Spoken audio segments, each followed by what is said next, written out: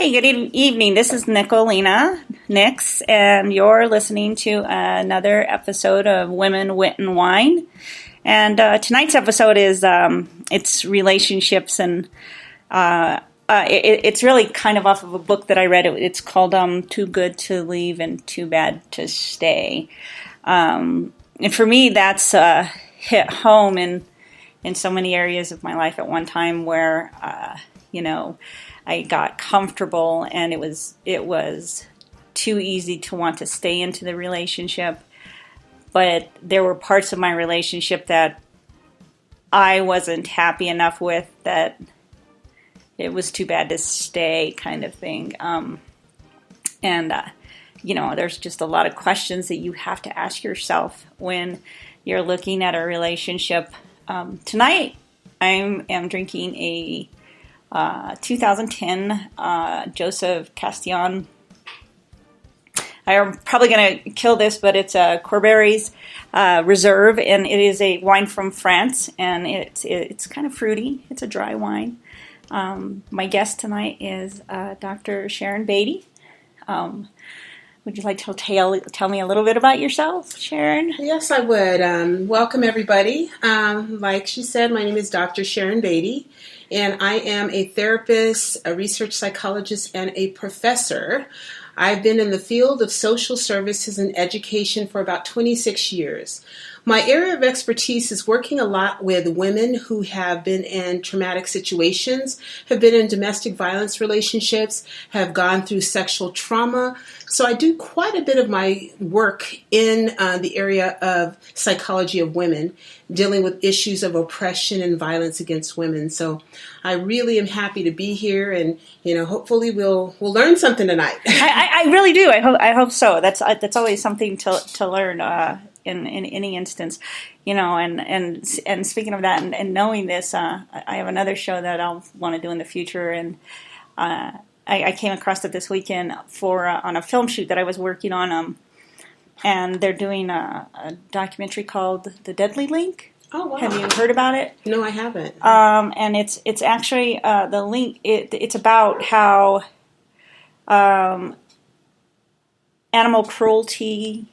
People who are cruel to animals can lead to the domestic violence link. Absolutely, yeah. So I thought that was interesting, and I'm so sorry. My cat thinks that she can interrupt us.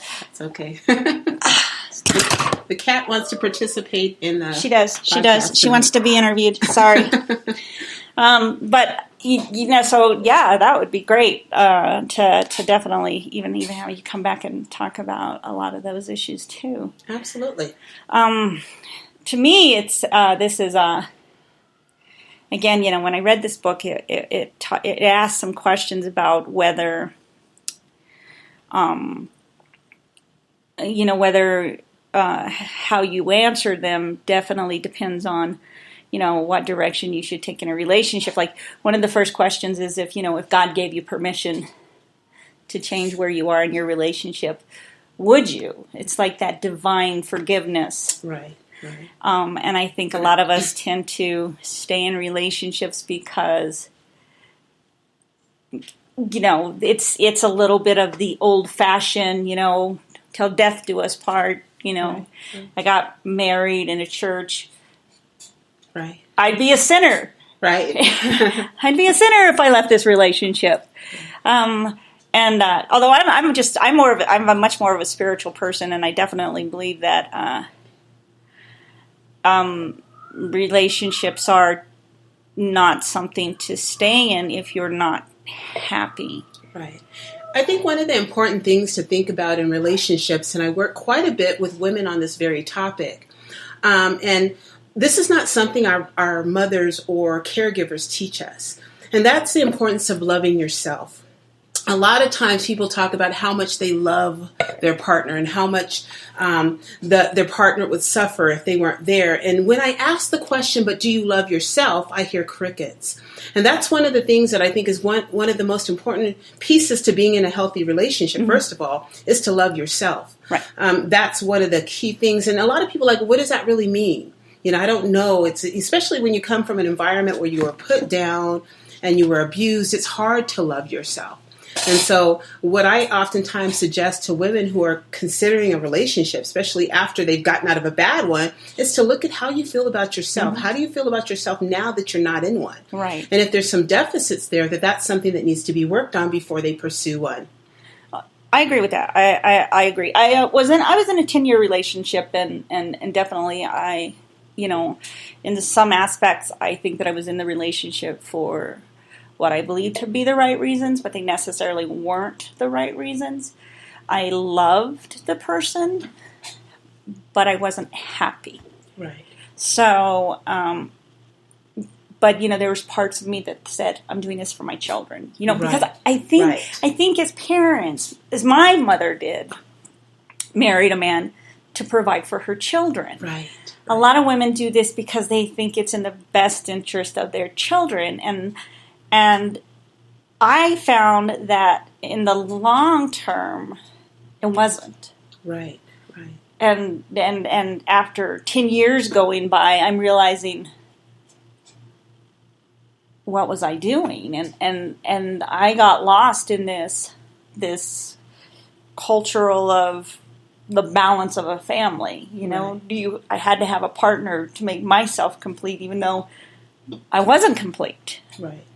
And I think you bring up a really good point. A lot of women feel pressured to stay in a relationship, especially if they brought kids into the world. And they think, well, gosh, I don't want my child to grow up in a broken home like I did, or like I saw my friends do. And sometimes we stay in situations that are unhealthy, but we have to think about the power in what we do.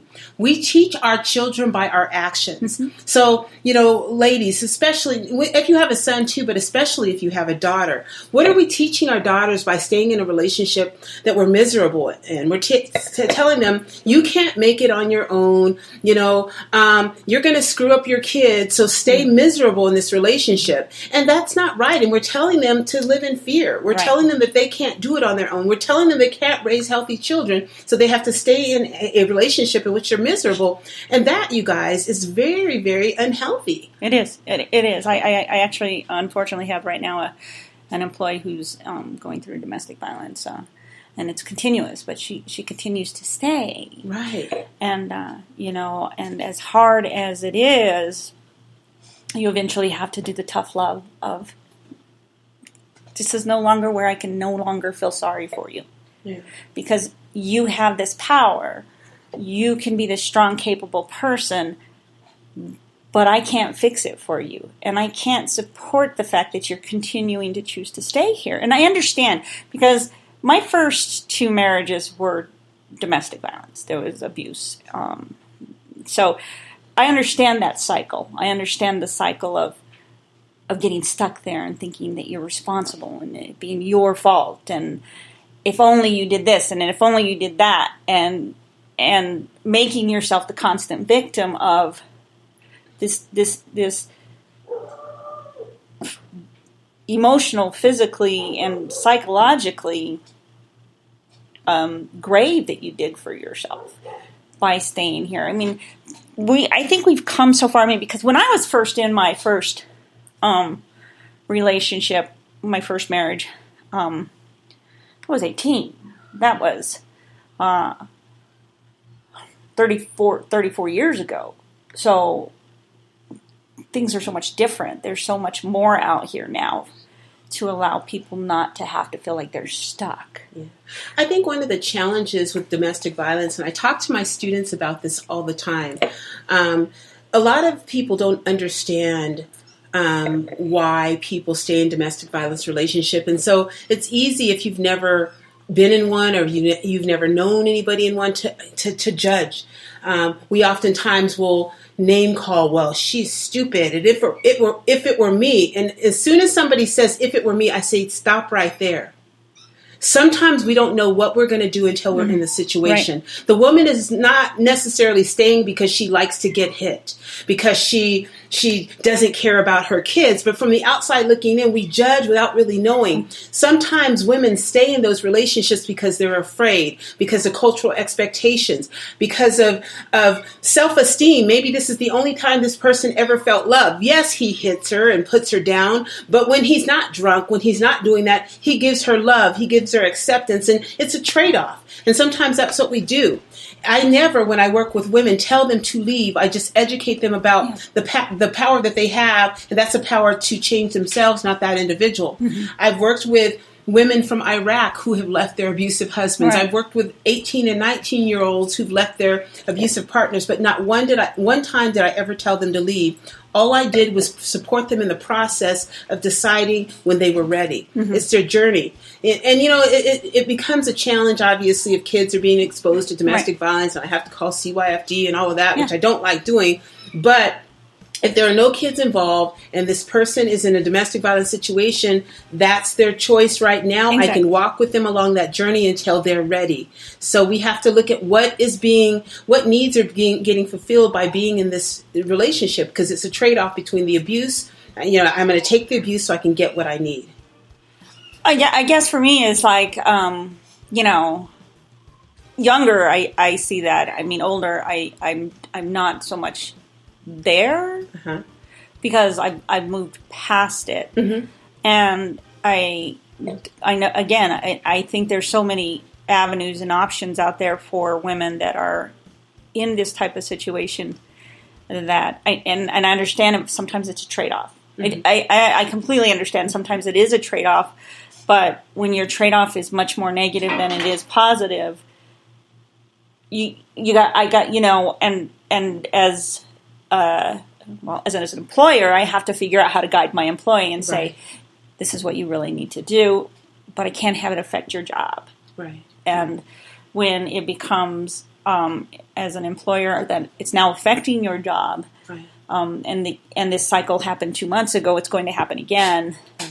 I have to now make a tough decision. Right. Because if I'm not, I'm enabling you to continue not getting positive help for yourself. But, you know, I think I think that you make a good point, being in the position of an HR director, and this individual's relationship is affecting their work performance. You know, again, referring them to the appropriate resources so they can get help, I think is necessary. You know, and it's unfortunate that some individuals aren't ready. And again, what we don't understand on the other end, on the side of the perpetrator, you know, the perpetrator of violence, whether it be sexual violence, physical violence, verbal or emotional, the issue is power and control, and they're predators, and they brainwash their victims to believe that they deserve it, that they can't get any. So it's a brainwash. There's so many facets to domestic violence and why somebody stays. Yeah. And what a lot of people don't realize when they're kind of trying to nudge people to leave is that when a woman leaves, it's the most dangerous time because she could lose her life. And so we have to really make sure we put the pieces in place to help her safely leave when she decides to leave. But first, we have to really look at what is reinforcing her choice to stay. We need to work with her there. And then when she makes it, even before she makes the choice, we can talk about what that plan looked like if she was ready to leave. Because we want to make sure we do this. It's a very, very tentative situation that we have to be careful when we're advising, when I'm working with the victims or the survivors. I have to be careful. Right. And definitely, I mean, I would try for myself to be compassionate because I've been there before. Yes.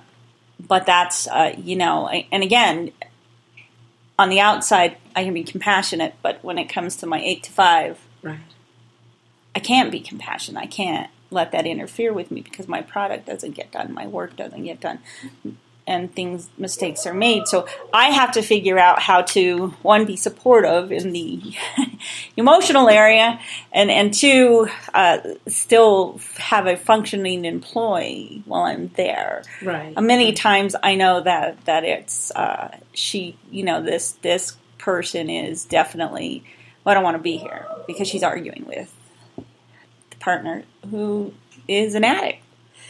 And it's hard. It's kind of like, you know, and then, you know, and when things are bad, I have this person writing on windows at work, and and calling work and affecting my workflow. And I'm like, block this number. I can't have this person calling my office anymore. Right. So, and that's a little, definitely off topic. I mean, and for when I talk about this type, what we're talking about tonight is really about at what point does it become a decision that we walk away from a relationship instead of working for what's right? Because I think that many times it's easy to walk away from what's wrong. Mm-hmm. It's the cure-all solution for whenever something goes wrong in a relationship that I see. I mean, is that a fact? No, but I do think that just divorce has almost become marriages are disposable now. Yeah. It's easier. Oh, it's not working out? Well, I'll just get a divorce. We're no longer working at it. We're no longer intimate in a way that we invest in a partner. Mm-hmm. Do you see that? Well, I see that, and one of the things that occasionally I work with couples, and one of the things that I share with couples is that when you're in a relationship, sometimes life gets in the way and you kind of lose sight of what brought you together, and you get caught up in the day-to-day life. And I oftentimes talk to clients about the concept of being in love versus loving. And it's like, and I say, for a lot of people, falling in love is based on, euphoria, I see stars when I see you, and oh gosh, you're the most beautiful thing in the world. That can wear off. So the love that sustains a relationship over time is a choice, because things can get bad. If you choose to love this person, it means that, I've gotten to know them at the core, and I love them to the core. Again, This is my personal opinion.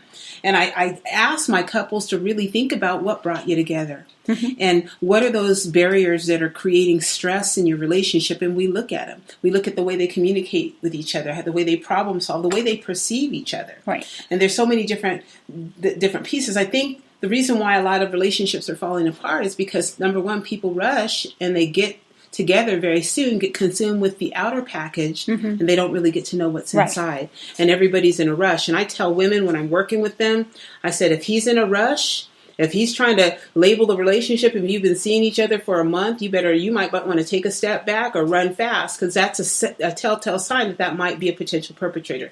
Not in all cases, but anybody who's in a rush, you would ask the question, what's the rush? Slow it down, get to know this person, get to know who they are. What happens when they get mad? What happens when you say, no, I don't want to have sex. No, you can't borrow my car. No, you can't borrow money. No, I don't want to hang out with you. I'm going out with my girlfriends. Right. Spend some time getting to know this individual. Right. And with couples, what I do is we take a step back, and sometimes it's really getting to know each other.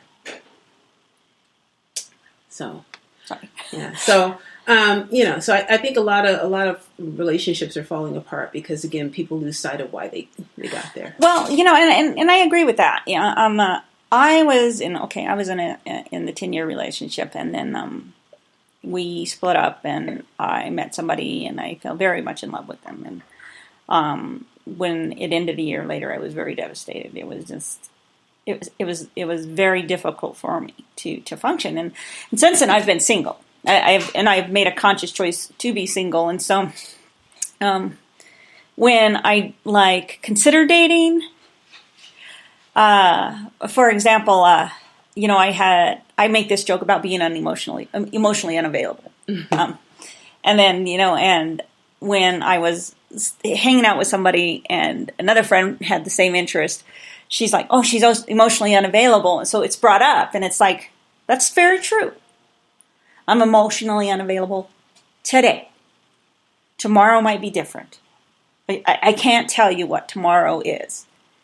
I can't tell you where I will be at tomorrow in terms of investing myself into a relationship, because I think to me, it's now a matter of, do I want to invest the time in somebody with the possible return of I might get hurt? because of how badly I was hurt from my last relationship. So I'm a little gun shy. Mm-hmm. I admit it.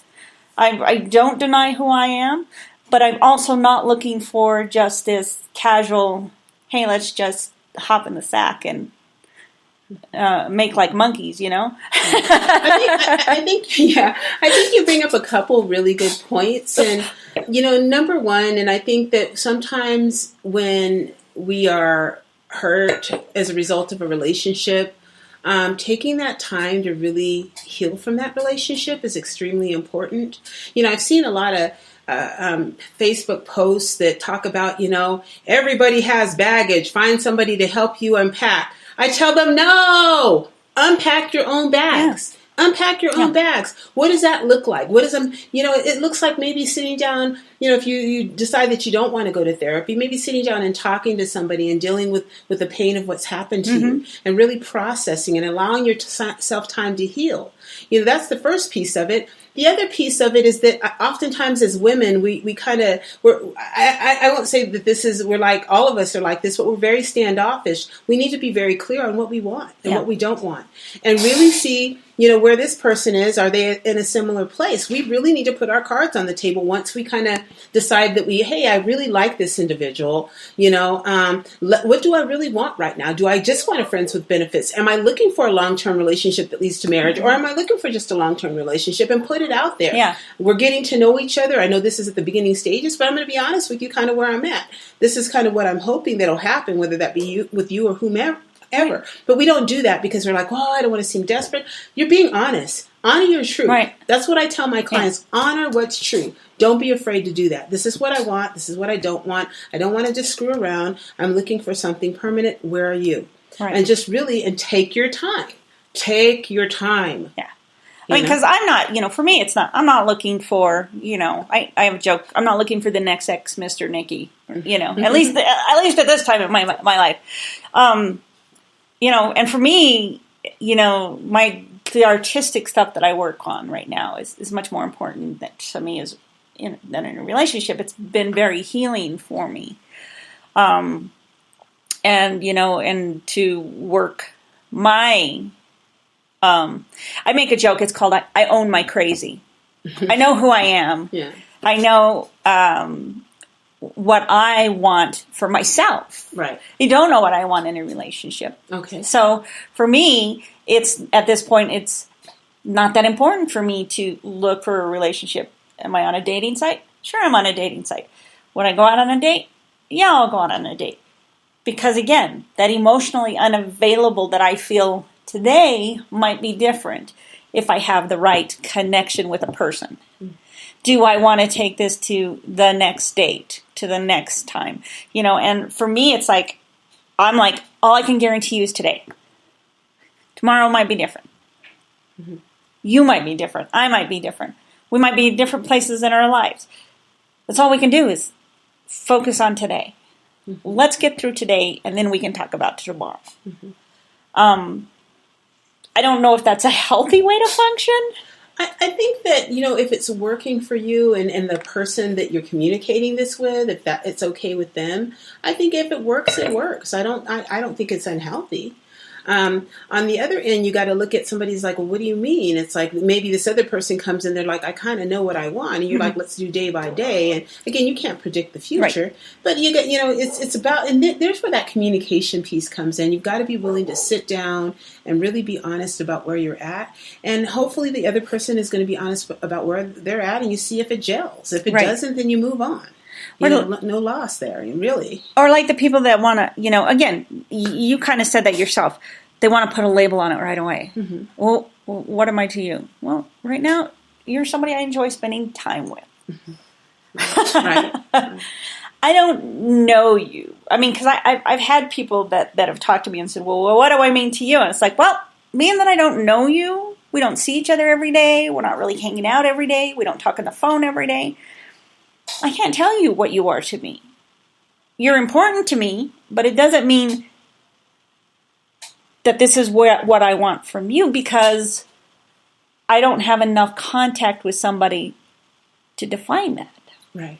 It's kind of like, it would be kind of like, my 10-year relationship, we're still friends. I guess I would consider us friends, and I might see him for a couple hours on a Sunday or hang out. Today was his birthday, and so we hung out. I stayed the night, but it doesn't mean that we're not. I don't consider us in a relationship because there's nothing to define who we are to each other at this point in my life. I mean, I can say I love you because I do love you, but it doesn't mean that I have to see you tomorrow. I want to see you tomorrow because the parameters of our relationship changed over the years. Right. At least for me, maybe. I mean, so. And I think that's fine. Like as long as it's working for both of you guys and everybody's got their cards on the table and there's no deception. I think one of the issues that we have is, again, by not honoring what we really feel and honoring our truth, we find ourselves in a situation where what I call unintentional deception, when we're not honest about where we're at with things and with people, because gosh, I don't want to hurt them or I don't want them to reject me.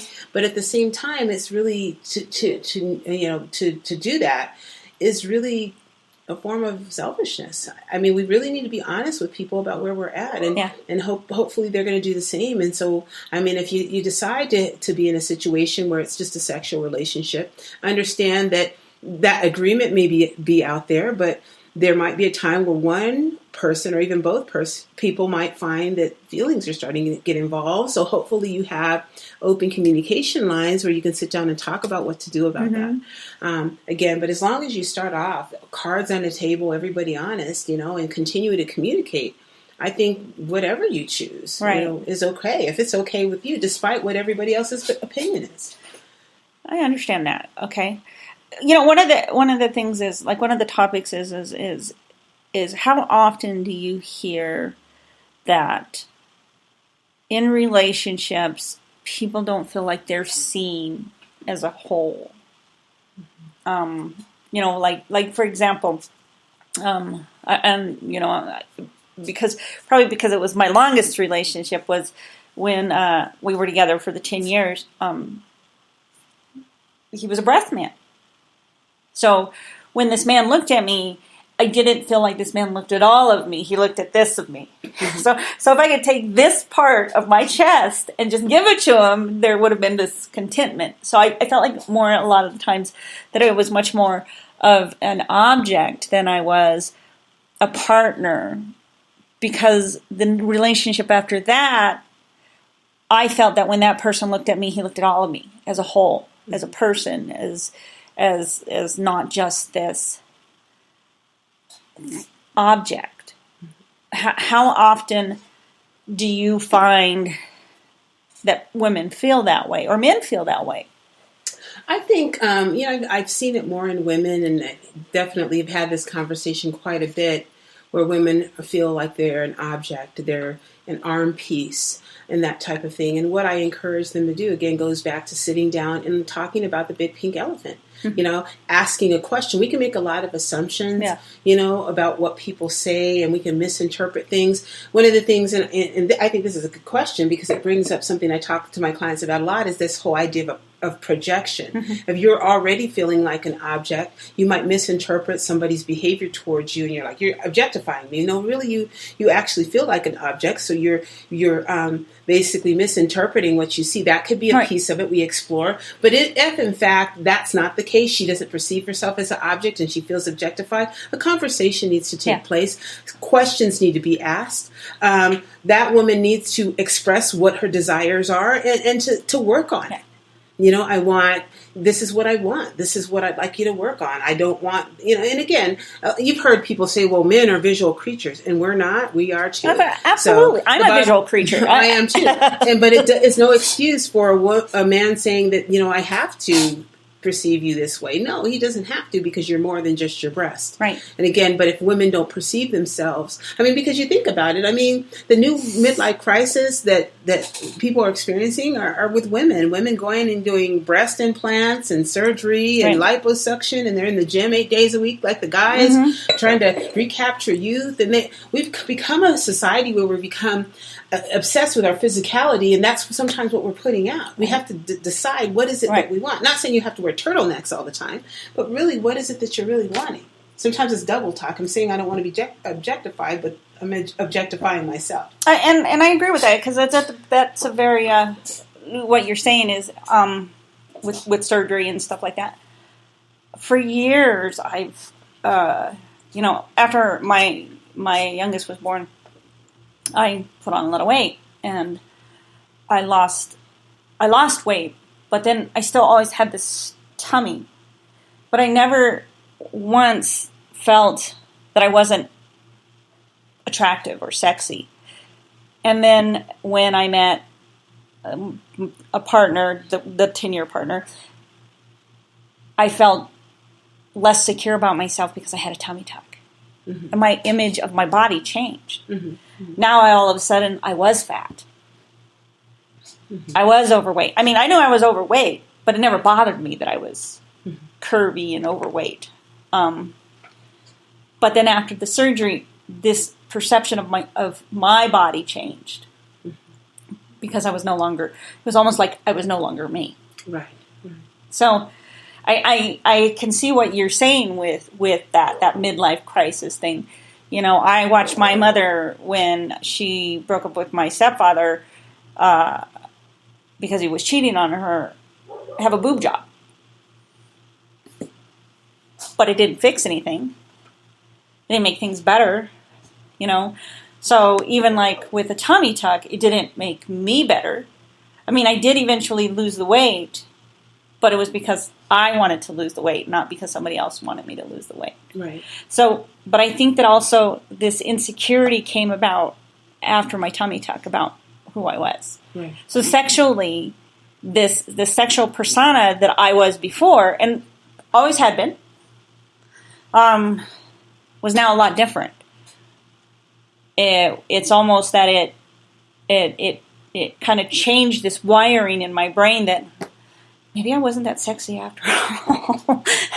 Even though I still am, but I don't know that I have that same oomph for myself that I had before the surgery. Right. It changed.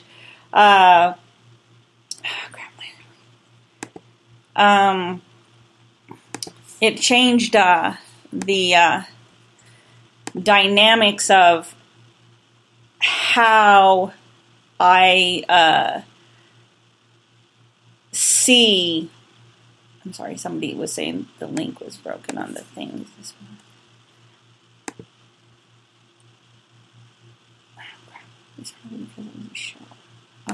Sorry, I had somebody message me. And so, yes, I think it changed exactly who I thought was about myself. I think one of the challenges that we have as women is loving our bodies, because there's so much influence out there from the media and even, other women, not just men, but other women, telling us who we should be and how our body should look, and people putting down other people because they don't have a certain type of shape or body size. One of the challenges is we need to begin to figure out, where our views about body image came from, and learn to appreciate whatever imperfections that we perceive. Right. Because I've seen women who are, by society standards, obese, that are just sexy as heck because of how they carry themselves, and you can't tell them that they're not sexy. Yeah. And I think that's beautiful, and it's not faking or fronting. They really feel that way, which makes them extremely attractive. I mean, I think I do. I mean, I see women, who are, what by standard would be considered overweight, be beautiful. They get up every morning. They put their face on. What is it? What is it? Get up, comb your hair, put your face on, and still present yourself, your best self to the world. I think that if you take care of yourself in that manner, if you get up and you take a shower and you fix your hair, and even though you may not always look perfect, but you feel good about yourself, I think that that's really a lot more important for women. And I think a piece of that too, and this is something that I work a lot with teenage girls, and I talk to them about, accepting yourself and loving yourself, whether you have makeup on, whether you're in sweats or not, whether you're, you don't have to do all this special stuff to enhance whatever. Just put on whatever you feel comfortable with. Pull your hair back in a ponytail. If you want to put on makeup, great. If you don't, put on some flip-flops and go. Just love who you are, because that is what people are drawn to. Because people who feel good about themselves, they have an energy about them. A way of they just draw people in. And it reminds me, I don't know if my daughter's listening, and she's probably going to laugh when I give you this brief little story. And I remember this was a number of years ago. Let's see, my sons, I have twin boys. They're almost 14. I think so this was about 13 years ago. So they were pretty young. And I had gained a lot of weight after having my babies. And one particular day, I went to work out. And when I work out, I don't do the makeup. I pull my hair back in a ponytail, and I work out. I sweat. I stopped by, I think it was Staples, to pick up something. And I was with my daughter. And again, I'm married at the time, a very attractive man who was working at the Staples. I caught his attention, and he comes over and he's, overtly flirting with me. My daughter's completely insulted, because how dare this man flirt with her married mom and, and everything. And so, it was so funny, because after we walked out of the store, she's like, Mom, I don't get it. You're normally really cute and everything when you have your hair and makeup done, but you don't have any makeup on and you stink, to be honest with you, because you just got back from the gym. I don't understand why this guy was falling all over you. And I told her, I said, it has nothing to do with how I look. It's how I carry myself. And again, not that that's the measure of attractiveness, but that's a good example about how you carry yourself. You draw energy in from people. You don't have to be looking like, you're looking like Hollywood all the time. How do you feel about yourself comes across in how you walk, how you hold your head, how you talk, how you connect with people. Right. There's mornings that I go to work and I make a joke and I go, "Oh, you're lucky I put clothes on today." It's one of those kind of days. Right. And I know that feeling, because I get up and and I comb my hair and I go to work and I'm like, you're lucky it's just one of those kind of days. You're lucky I put clothes on. So I make a joke about that. And then there's days that you go out and you think, oh my God, I look terrible. But you feel good about yourself. Mm-hmm. You look in the mirror and you go, ugh, okay, I just need to run to the grocery store. I just need bacon. And then the person behind the counter flirts with you. Or somebody says something positive to you. Oh, I love the color of your hair. I love what you're wearing. And you're like, wow. You're already feeling like you just don't care what everybody else thinks about you. However, you're comfortable in that moment. Right. And that's when I agree, I think people are drawing to that, you're okay with yourself right now. Yeah. And I want to tie this back into, what we were talking about with relationships. I think that, what we're really making implications about is the importance of really loving and appreciating yourself, no matter what size you are, no matter if you have makeup on or what your hair looks like, and really being comfortable in your own skin and being healthy and happy with who you are. Again, one of the key pieces to being in a healthy relationship. When we feel good about ourselves and find ourselves, we perceive ourselves as being of value, we're less likely to be in relationships in which we allow ourselves to continue to be treated the way we're treated, or stay in relationships that are not healthy. We're more likely to possibly identify them very quickly, and if we find ourselves in one, we're more likely to leave. Right. When I don't love myself, when I'm questioning, and okay, this is the person that's told me, even though I'm overweight, I'm so beautiful, and everybody else tells me I'm fat. Yeah, I'm getting my self-esteem from this relationship, so no, I don't want to leave. This person accepts this about me, which I don't even accept about myself, so I'm going to stay in this relationship because he gives me something that I don't even give myself. It makes it hard to leave. And so, again, one of the first things is loving yourself. How do you begin to do that? You begin to explore those negative beliefs that you have about yourselves, where they come from, and work through them. Work through them.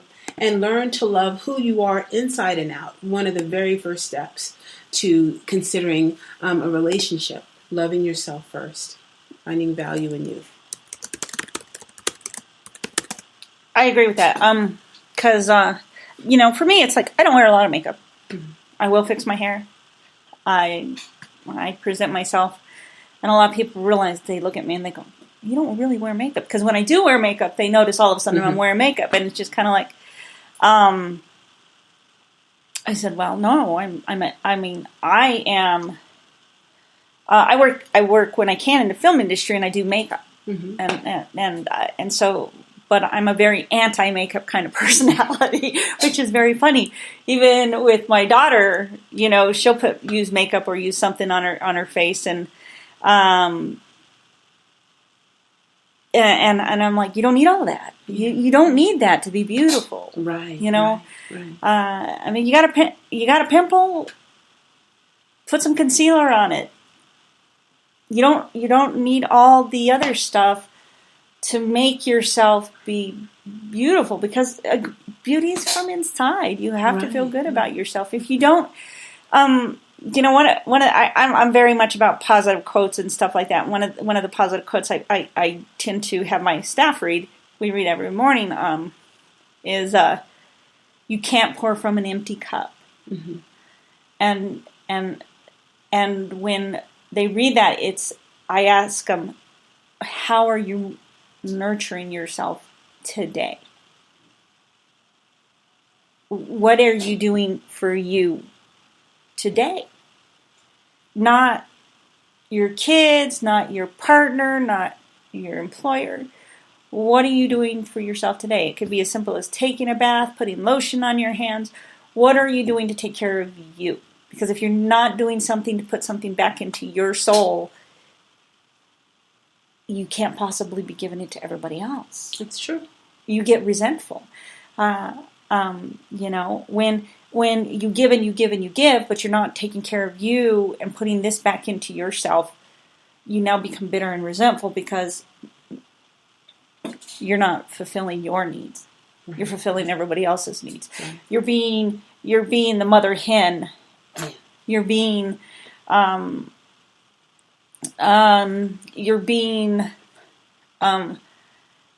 again, you're just giving and not taking care of yourself, and so you start being disgruntled about.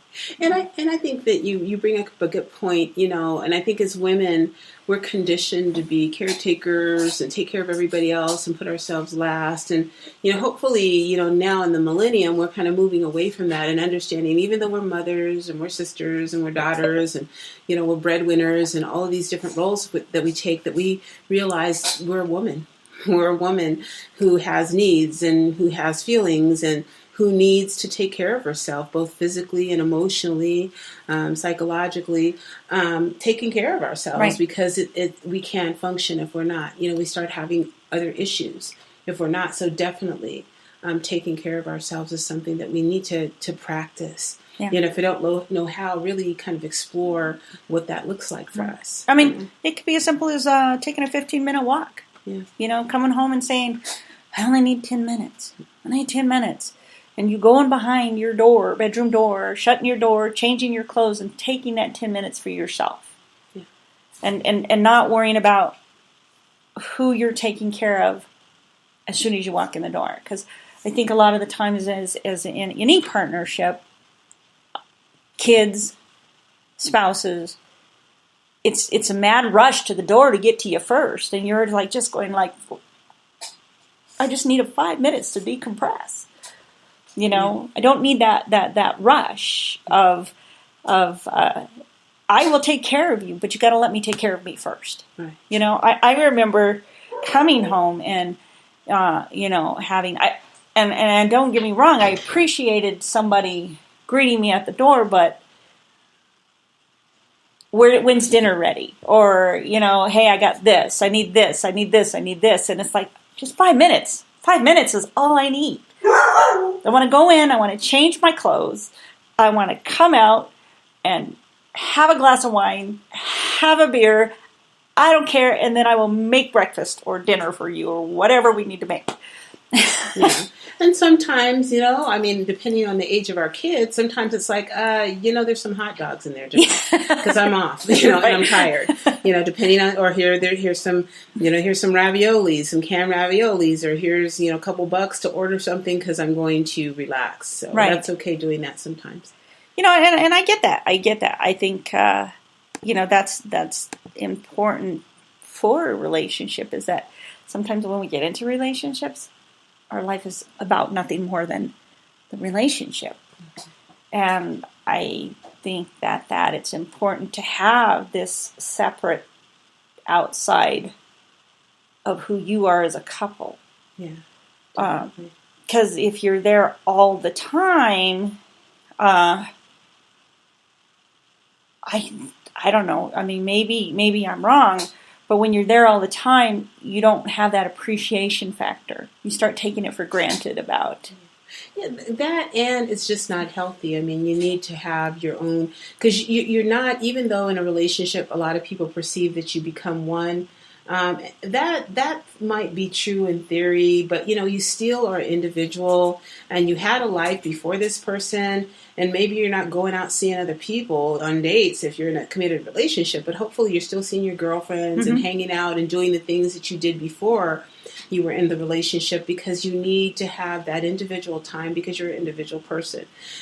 Sometimes you get so consumed in a relationship that you stop doing the things that you did before you met them, and you become too wrapped up in the relationship, and it becomes the only thing that you're thinking about, and that can be extremely unhealthy, because that sounds like an obsession more than it is anything else. I kind of find that, like, when I've had friends and they get into a relationship, all of a sudden you never see them. It's like, I'm happy for you. I'm glad you have a relationship. I'm not saying that, but you still got to make time for other people in your life. You can't just always be together, because I knew that in any relationship that I'd been in, and that I always had external activities, friends, group activities with my partner and my friends, because I wanted, for me, I'm the kind of personality, I want all my friends together. And I'm okay with that. I hope you guys get along. I want all my friends in the same room, because that's just my personality. But I also know that I needed time away from my partner. I need time away from my kids. I need, but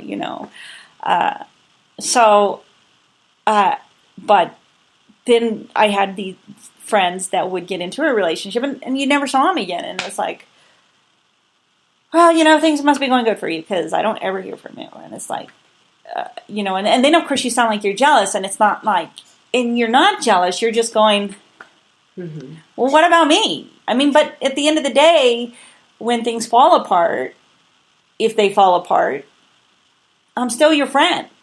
I don't abandon you because you went and got a boyfriend.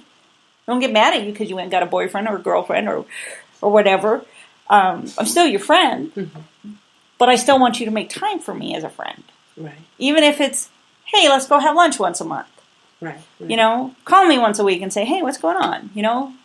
That kind of thing. Yeah, you talk about balance. And, it is not uncommon for individuals when they get in a new relationship to, kind of write off their friends, and, for a while. And one of the things that I kind of laugh about is when I talk to my students about what a healthy relationship looks like, I say, the 90-day probationary period, the job gives you 90 days before you get the benefits, the whole 9 yards. It's like, often what people find is within the first 90 days, they're in euphoria. They're in love and everything. And so I give them that 90 days. But, day number 91 and after that, usually the excitement, that euphoria is probably worn off, especially if they're seeing that person every day. And I give them that time to kind of get to know that person. It's really exciting. And then eventually the friends usually will, come, if they're still in a relationship, oftentimes they'll, contact you. Hey, sorry, it's been a while. I met this person. And then, you're back at the, once or twice a month getting together for girl time. And so,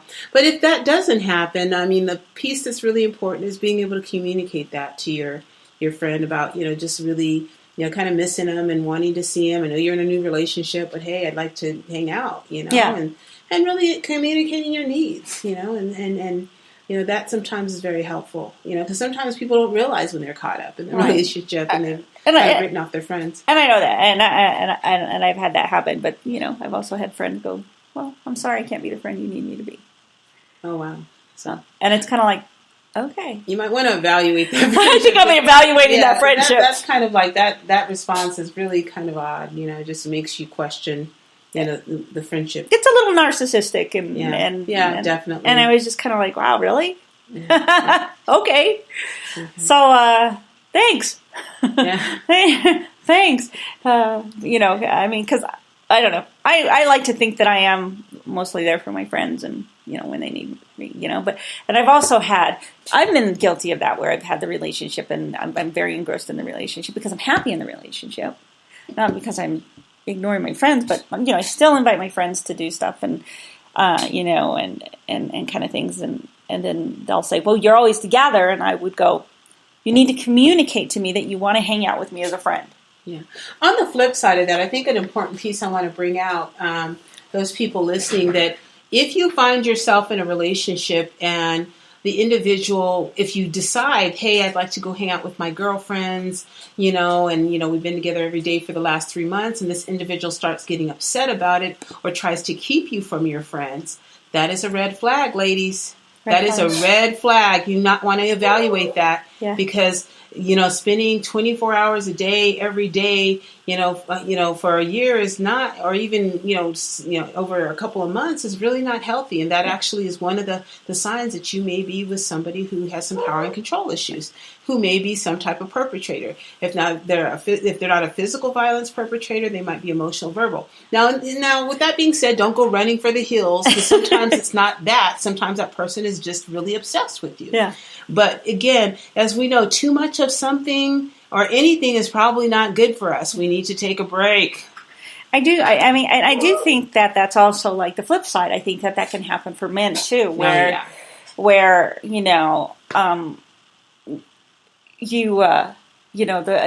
have the girlfriend that's always upset because you're going to go and hang out with your friends. It's like, it goes both ways in that, and that too is definitely a red flag, and that guilt factor. Mm-hmm. When I used to go out with my friends, it was like a 3-phase step of, if I said it in advance of going, hey, I'm going out with the girls on Wednesday, I would get the pouting, cupping, because he would cup my boob and stare at it,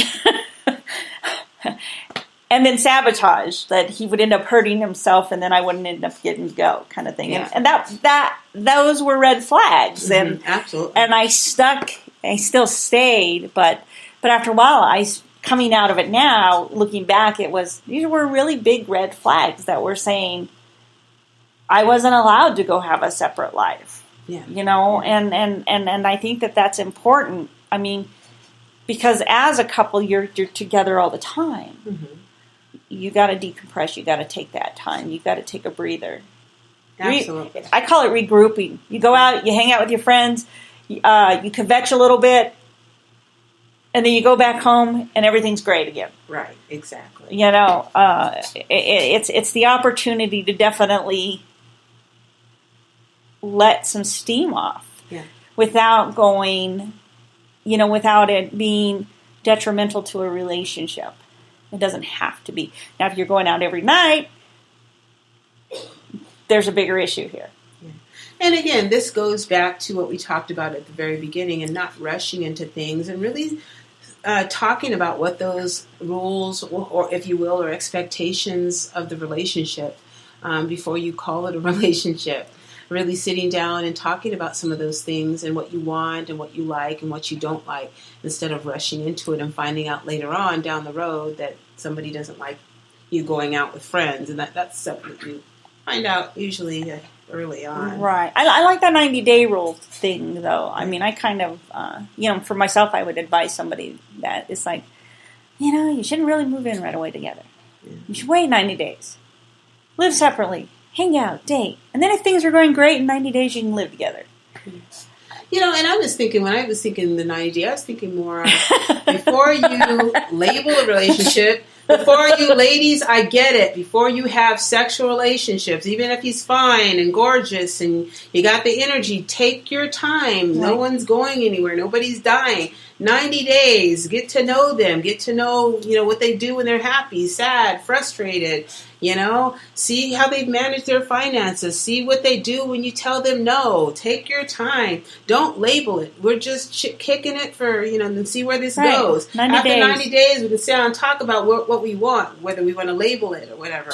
I want a 90-day probation period as a parent. Can I have that? Oh, that would be nice, right? And I'll see if I want to do it or not.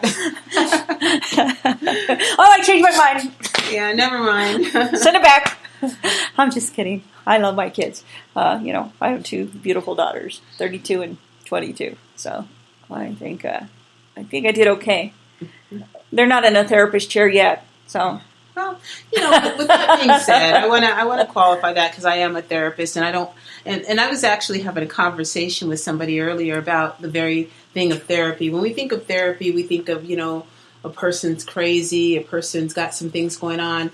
But I really want to encourage people to seek therapy. If they are struggling with something, just as if we're physically ill, we go to a doctor. If we're emotionally struggling with something and we're stuck, there's nothing wrong with going to a therapist or counselor. It doesn't mean that you're crazy. It means that, that person, that counselor, that therapist helps to bring out what's already in you. They help bring out your healing capacities. Mm-hmm. It doesn't mean that you're crazy. I always tell my students, and they think I'm funny because I talk about this all the time. I told them, if you ever meet a therapist that's never gone to therapy, run fast because she's crazy as hell. Because we don't live in a vacuum, and it's okay to sit down and talk to somebody when you're stuck. Mm-hmm. Because we have a lot of people out there that are really stuck and that are participating in very unhealthy, dysfunctional behaviors because they won't go. Right. People who self-medicate using drugs and alcohol or relationships, but they won't go to a counselor, but you'll get drunk or you'll do other, obsessive, inappropriate behaviors as a way to cope and numb, when really there's help out there for you. Doesn't mean you're going to be in therapy for the rest of your life. It's okay to go and talk to somebody. I mean, and I can say that I encourage it. I mean, I will tell you the first time that I sat in the therapist chair, I was 5. Yeah. I couldn't cope with a parent divorce. Yeah. I couldn't cope with it. And I am definitely a supporter of therapy. I make jokes about it. Yeah. I admit I'm a little bit, I am a comedian, but, so when I talk about, a credit for ruining my children, that's more out of a joke of, when they're in the therapist chair, I get full credit when they're blaming everybody for their problems, in that regard. But it's not a negative thing because I've learned some amazing things with therapy. I learned how to cope with being diagnosed as depressive, OCD, and PTSD. The OCD was really something that was quite crippling for me, and going through therapy definitely helped me to recognize when I'm at that point and how to treat it. I treat it more it's much more like a job now than it is a disorder. I have to give myself permission. It's okay to be OCD. I'll have to allow myself to be this. Instead of letting it consume me, I have to time myself with it. And so, it's like, okay, I've had an hour of being obsessive and wanting to put these cards in the right order. But now I got to go do something and take care of myself. I got to nurture myself. And that was very important to me. I think I spent a lot of time not nurturing myself. And I do think that with therapy, it helps us to learn to nurture ourselves. Absolutely. Absolutely. Even if sometimes it's a sounding board. Right. With my daughter, one day we had a disagreement, and I basically called her and I said, I think you need to tell me what you need from me. Because if you're not looking for my advice, you need to just tell me. Because I'm going to give you my advice. But if that's not what you need from me, then that's what you need to say. And I think the next time that she was going to say something that she knew I wouldn't like, she said, I don't need you to get mad at me, I just need to say this. Right. It's a different approach. So that's that communication that I think is extremely important. If you're communicating,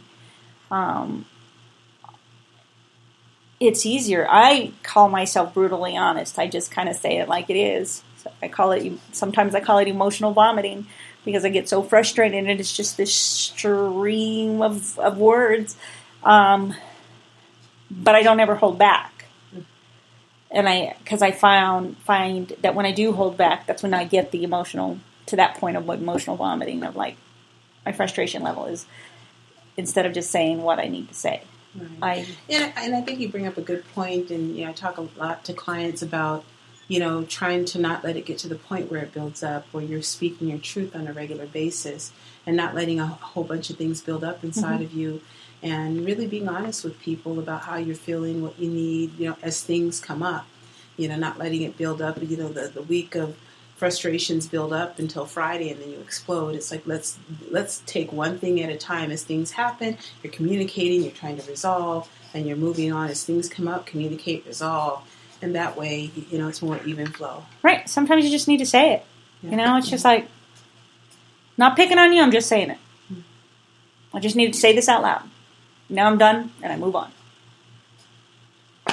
Because I kind of find myself, it's like blah blah blah blah blah.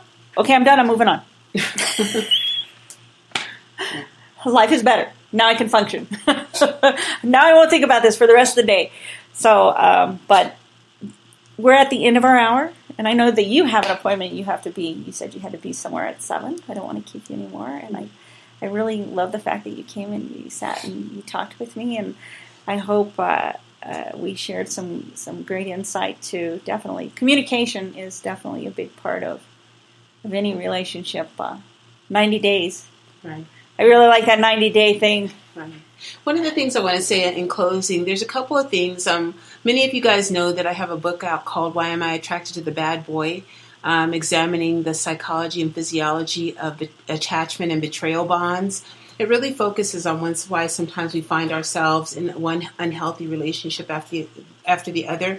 That book will be available on Amazon probably in June, and then also a biography about the journey to discovering who you are. That will also be out in Amazon in June. So look for that. Those of you guys who are Facebook friends, you definitely can email me for other information. Yeah, definitely put it, I'm on my page, post it. I'll put it on the page, and I'll definitely share it because I think that's amazing. That your first book, the bad boy thing. I think I need to buy this for my employees. So, okay. Well, I wanted to say thank you, Sharon, for joining us, Dr. Beatty, and I hope you have a great night. And I'd love to have you back on a show that I would love to talk about domestic violence. So absolutely. Okay. I think that's a very important subject. Being that I've been there, and I know a lot of people that have been there. So this is Nicolina Nix, and you're listening to Women, Wit, and Wine. And I hope you have a great night. Thanks. Bye-bye. All right.